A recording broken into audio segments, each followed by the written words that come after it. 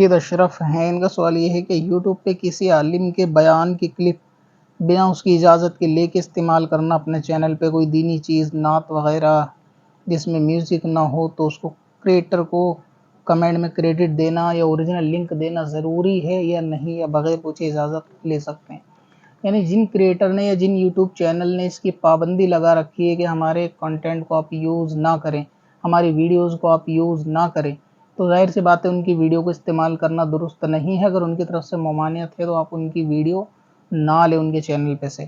اور اگر یہ کوئی پابندی نہیں ہے چینلوں پر، جیسے کہ مثال کے طور پہ دعوت اسلامی کی ویڈیوز ہیں، اس پہ کوئی پابندی نہیں ہے غالباً کہ اگر کوئی ان کے مسائل کی مدنی چینل کی ویڈیو شیئر کرتا ہے تو اس میں کوئی خرابی نہیں، اور شیئر کرنا بھی چاہیے۔ جو علماء کی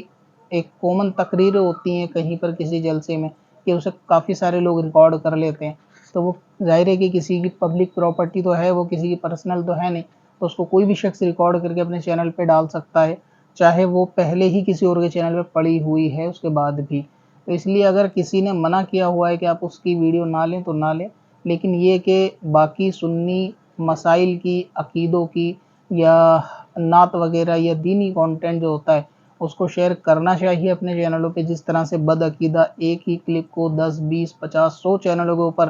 جو ہے نا ری اپلوڈ کرتے ہیں بار بار، اور اس سے ویو وغیرہ حاصل کرتے ہیں، لوگوں کو ورگلاتے ہیں، اور پھر وہ کنٹینٹ سرچنگ میں بھی آتا ہے تو بد عقیدوں کی کلپ لوگوں کے پاس جاتی ہے، تو اس سے بہتر ہے کہ جو سنی چینل ہیں ان کو پرمیشن بھی دینی چاہیے دوسرے لوگوں کو، کہ بھائی اگر کوئی یوز کرنا چاہے تو کوئی ممانعت نہیں ہے، وہ بندہ استعمال کر سکتا ہے۔ اسی طرح آپ کو کریڈٹ دینے کی کمنٹ میں یا لنک میں ضرورت نہیں ہے۔ اگر یہ یوٹیوب پالیسی کی طرف سے کہ کریڈٹ دینا لازمی ہے، تب تو ایک مجبوری ہے کہ آپ کو کریڈٹ اس کو لکھنا پڑے گا، لیکن اگر یوٹیوب کی طرف سے پالیسی پہ آپ پہ کوئی فرق نہیں پڑتا